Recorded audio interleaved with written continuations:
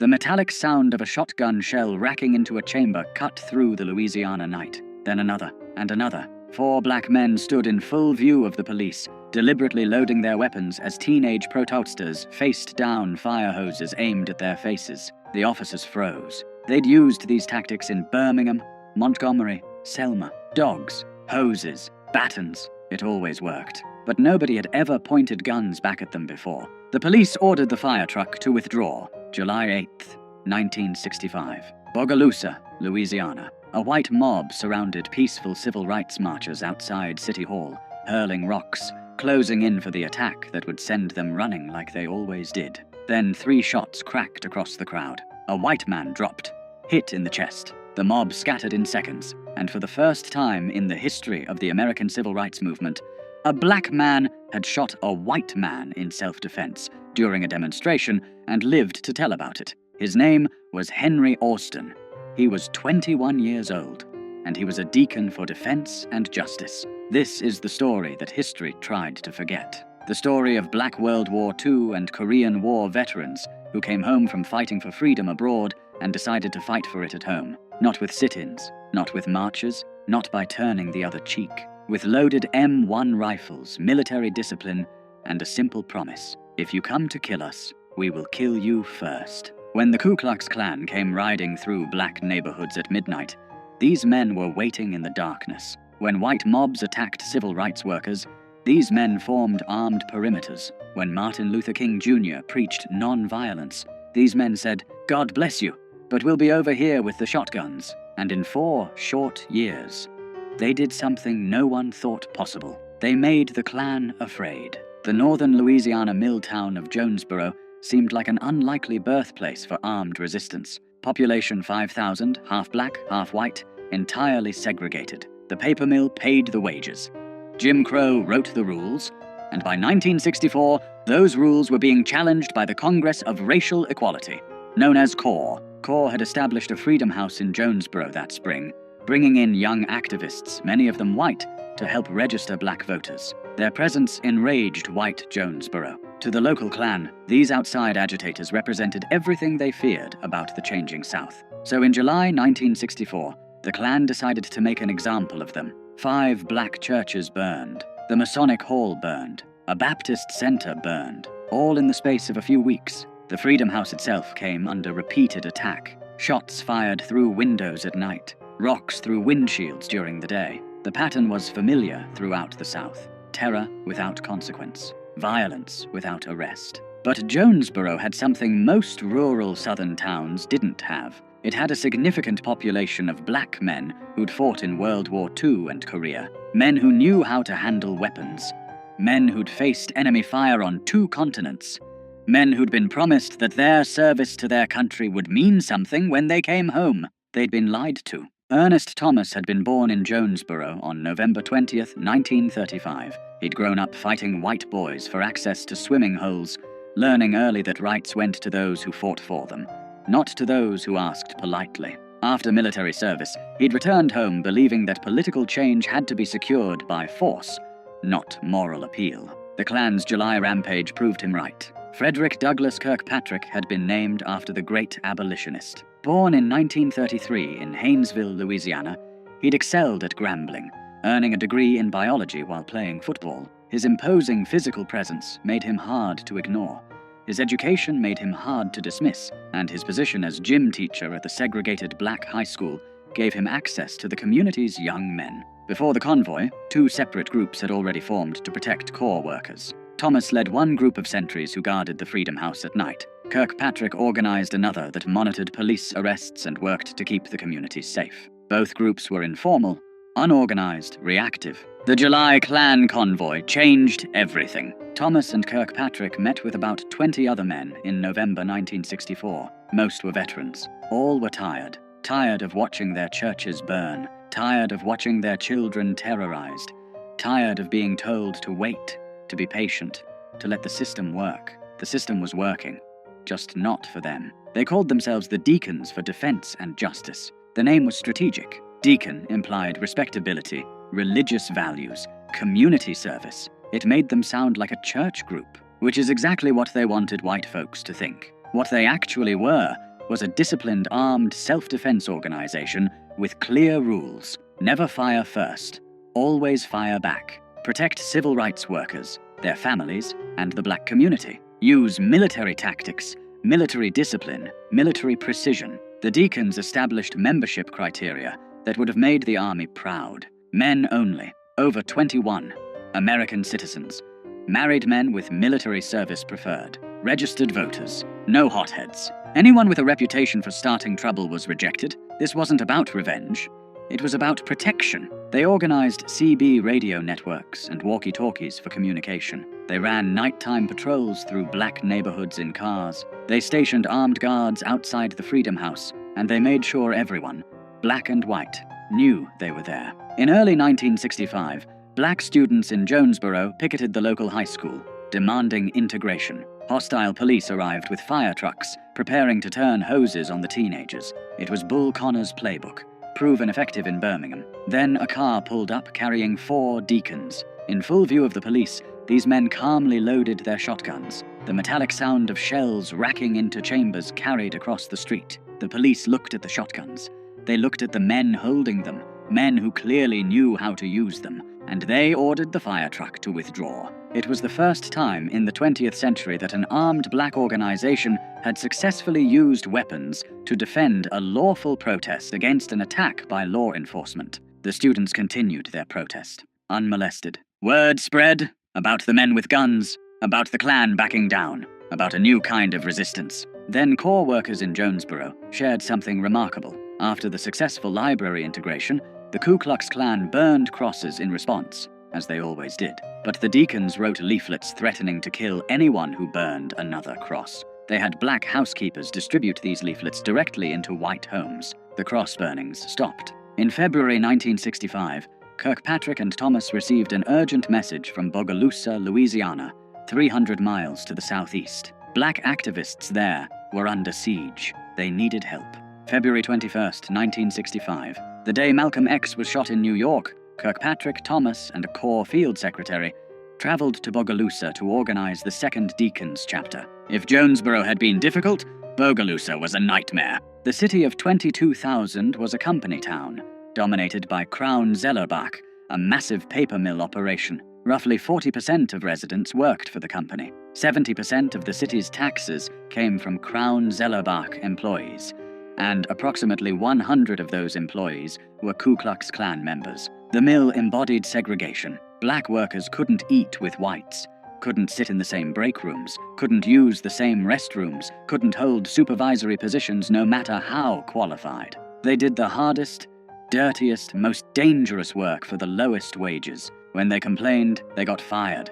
When they organized, they got killed. In early 1965, Washington Parish hired its first black deputy sheriffs. Within weeks, both were targeted. One was Ambas, innated. The other barely survived an attack in the small town of Varnado, just north of Bogalusa. The killers were never apprehended. The message was clear. Black people in positions of authority would be removed by any means necessary. Into this environment stepped 3 men who would lead the Bogalusa Deacons: Robert Hicks, A.Z. Young, and Charles Sims. All worked at Crown Zellerbach. All had reached their breaking point. Charles Sims became the face of the Bogalusa Deacons. A World War II veteran, he was described by journalists as grizzled, intimidating, with beady eyes and a gap where 2 teeth should be. Jet magazine called him the man most feared by whites in Louisiana. When reporters asked if he'd ever been arrested for battery, Sims estimated about 20 times. When they asked, battery with what? He just held up his fists. But Sims's public persona as a tough guy masked something more important: tactical discipline. He understood that protection required deterrence, and deterrence required fear. If white segregationists believed the Deacons were more dangerous than they actually were, so much the better. The goal wasn't to fight. It was to make sure fighting never became necessary. Robert Hicks had publicly demanded that black workers at the mill receive equal promotion opportunities. This made him a target. In early 1965, a coffin appeared in his yard with his name painted on the side. A burning cross accompanied it. The Klan's traditional calling card: stop your agitation or die. Hicks didn't stop. The Deacons made sure he didn't have to. The Bogalusa chapter grew rapidly. Deacons established 24-hour armed guard rotations around Hicks's home and the homes of other activists. They patrolled black neighborhoods in vehicles equipped with CB radios. They created quick response teams that could be anywhere in the city within minutes. And they made one thing absolutely clear. If you attacked a black person in Bogalusa, you would be shot. In spring 1965, a young deacon named Henry Austin, a 21-year-old insurance collector, finished his rounds in Washington Parish as the sun set. Heading back toward Bogalusa down a dirt road, he noticed headlights behind him. They came closer, too close. Austin realized he was being pursued by Klansmen. The cars chased him to a bridge. They pulled alongside, trying to force him off the road. Austin had two choices: die or fight. He chose to fight. Opening fire with his pistol through his own car window, he hit the lead vehicle.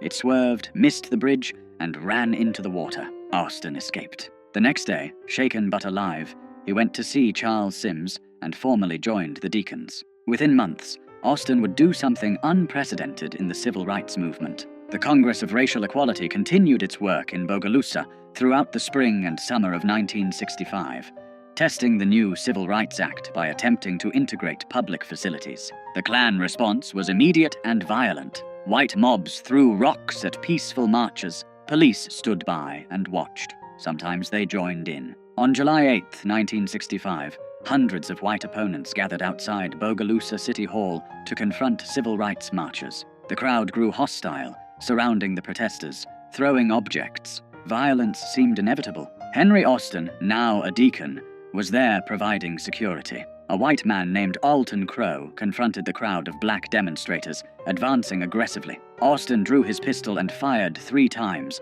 hitting Crow in the chest. The mob dispersed instantly. Crow survived. So did Austin. And that night, Charles Sims reportedly said to FBI informants, a brand new Negro was born. It was the first time during the civil rights movement that a black man had shot a white man in self-defense during a demonstration and survived to tell about it. The psychological impact rippled through both communities. For black residents of Bogalusa, it proved that armed self-defense worked.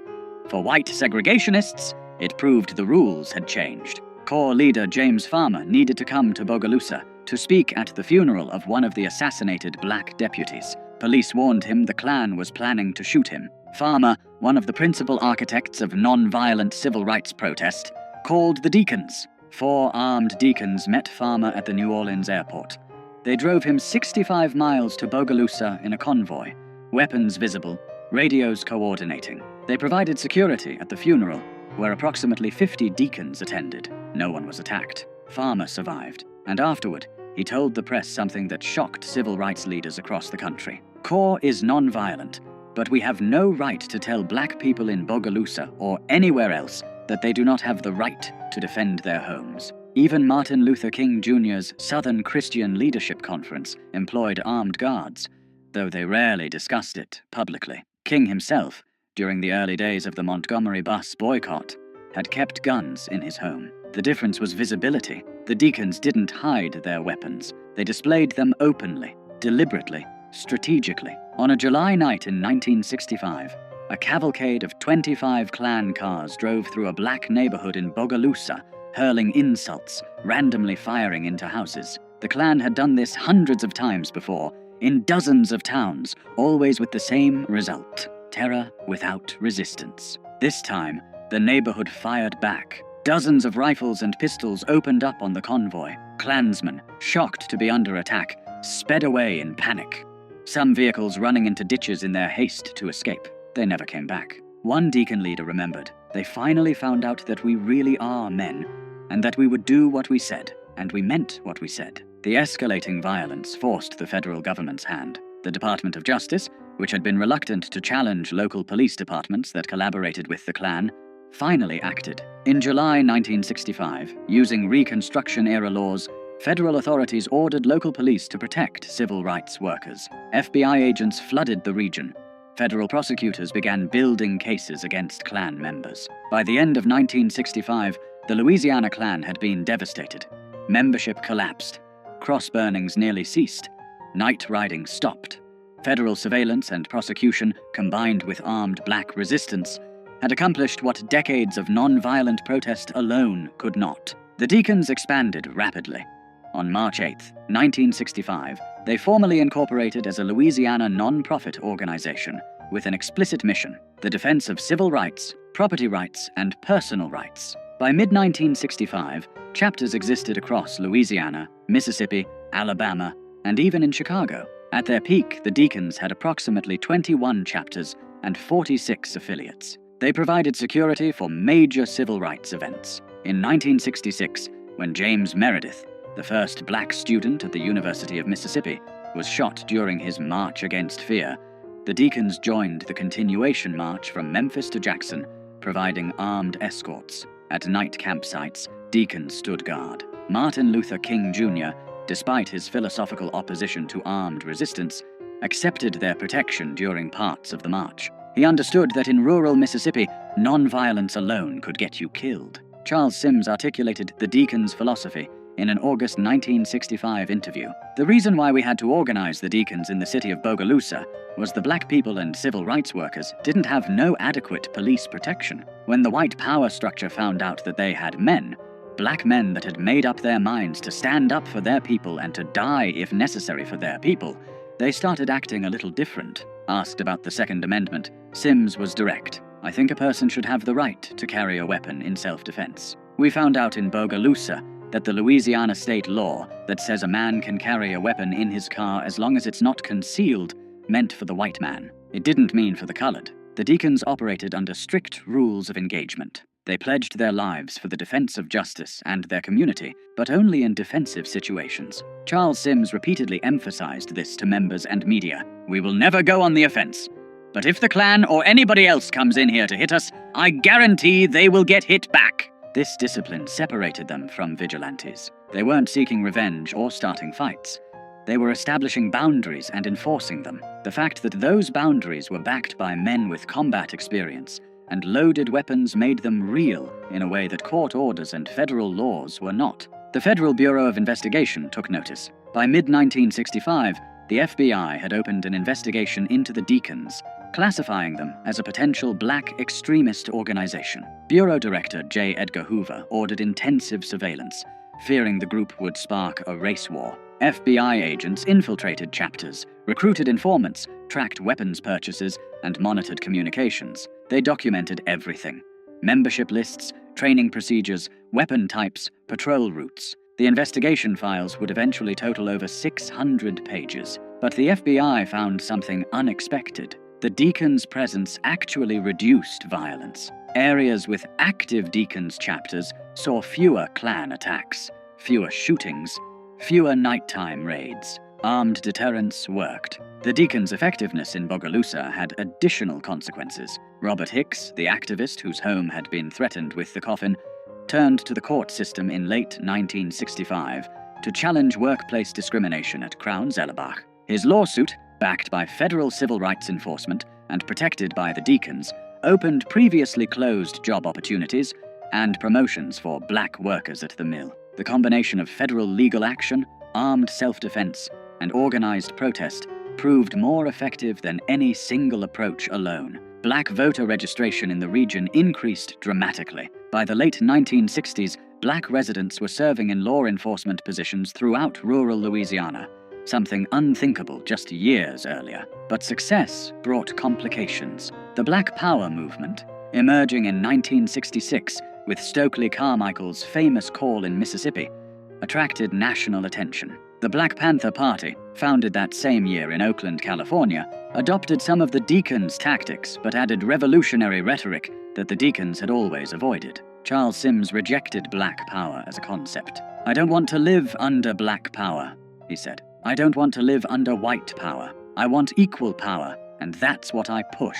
He dismissed Carmichael as a show-off. "I don't see nothing they were doing to even be talking about no black power," Sims said. "The black power, we had it. In them 30 rounds of ammunition on a man's shoulder, we had the black power." The Deacons were apolitical except for civil rights and self-defense. They rejected attempts by black nationalists and white communists to recruit them to broader ideological causes. They were working men, veterans, family men. They weren't revolutionaries. They just wanted to protect their community and enforce their constitutional rights. As federal civil rights enforcement improved, and the Voting Rights Act of 1965 began changing the political landscape, the acute need for armed self-defense diminished. The deacons had forced the federal government to intervene. Once that intervention came, their role became less critical. By 1968, deacons' activity had declined significantly. The Black Panther Party, with its more militant rhetoric and urban focus, captured media attention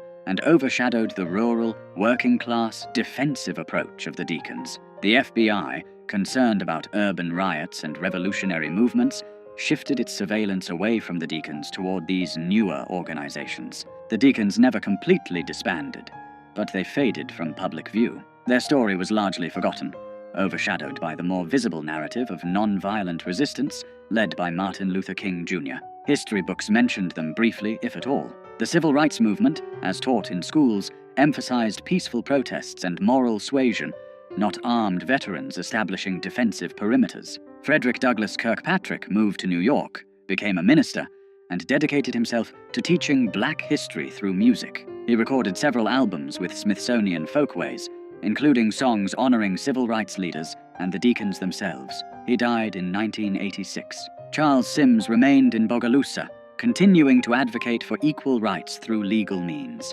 Robert Hicks stayed active in the community until his death in 2010. His home was listed on the National Register of Historic Places in 2015, recognized as the birthplace of the Bogalusa Deacons Chapter.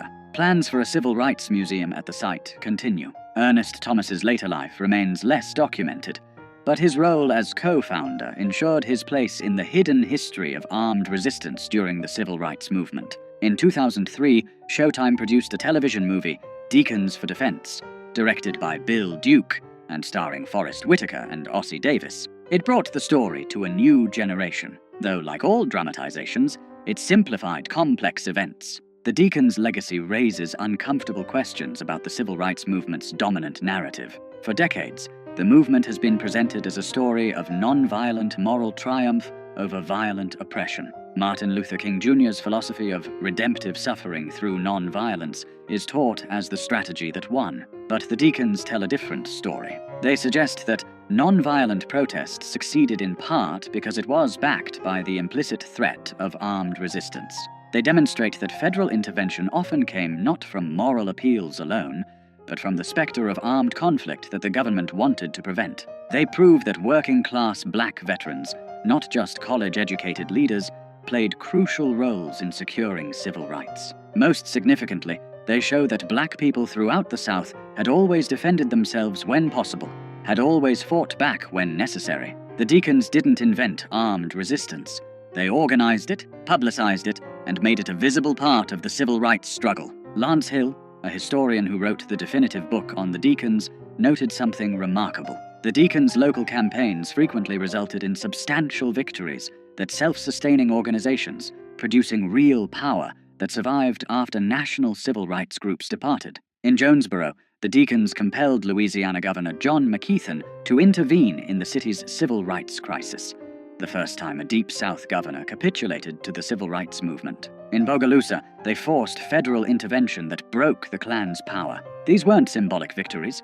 They were concrete changes in power relations, enforced not by moral suasion, but by armed men who'd decided they would no longer be victims. The standard narrative of the civil rights movement emphasizes that violence was the tool of oppressors, that meeting violence with violence was morally wrong and tactically foolish. The deacons complicate that narrative. They met violence with the credible threat of violence.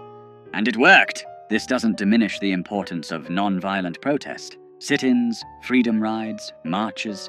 These tactics mobilized public opinion, attracted media coverage, and created moral pressure on political leaders. But in rural Louisiana and Mississippi, where federal marshals were absent and local police were Klansmen, non-violent protesters needed protection. The deacons provided it. One deacon member told an interviewer, "If the deacons had been organized in 1964, the 3 civil rights workers that was assassinated in Philadelphia, Mississippi, might have been living today because we'd have been around to protect them." He was referring to James Chaney, Andrew Goodman, and Michael Schwerner, murdered by Klansmen and buried in an earthen dam, their deaths shocking the nation. Would armed guards have saved them? Impossible to know, but the fact remains. In areas where deacons operated, civil rights workers survived. In areas without that protection, some didn't. The Deacons represented something that made civil rights organizations nervous and historians uncomfortable. The American tradition of armed self-defense applied to black people.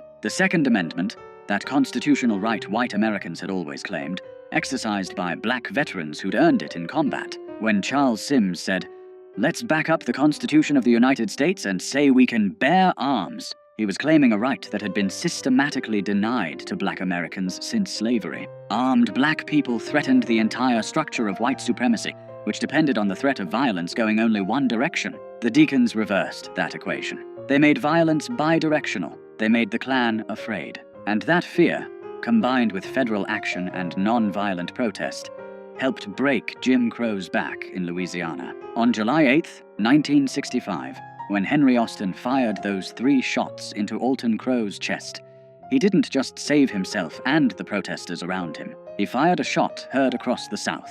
The message, "Black people will defend themselves. The cost of racial terrorism has gone up. Calculate accordingly." The Klan calculated. Cross burnings decreased. Night riding stopped. Attacks on civil rights workers declined. Not because segregationists had a change of heart, but because they'd done the math. Some targets shot back now, and those who shot back were combat veterans who didn't miss. The Deacons' story challenges comfortable narratives about how social change happens. It suggests that moral arguments alone don't transform power structures, that sometimes violence, or the credible threat of it, is necessary to secure basic rights, that working-class black people with guns were as important as middle-class black people with law degrees. This is why the Deacons were largely written out of civil rights history. They didn't fit the story civil rights leaders wanted to tell, or that white America wanted to hear. King's dream was palatable to white liberals. Armed black veterans shooting at white men was not. But the Deacons weren't trying to be palatable.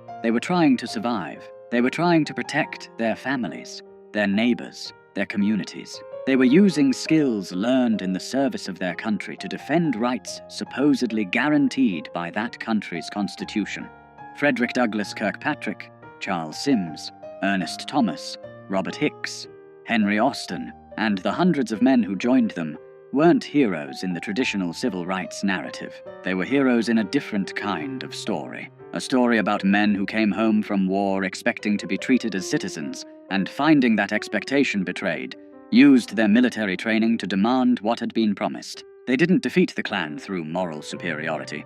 They defeated them through superior firepower, superior tactics, and superior discipline. They turned the Klan's weapons against them. They made white supremacists calculate risk. And they proved that when black veterans decided to defend their community, even the Ku Klux Klan backed down. This was never just about guns. It was about dignity, about refusing to be victims, about saying to a system built on black subjugation, "We will not go quietly. We will not beg. We will not wait for your permission. We fought for this country.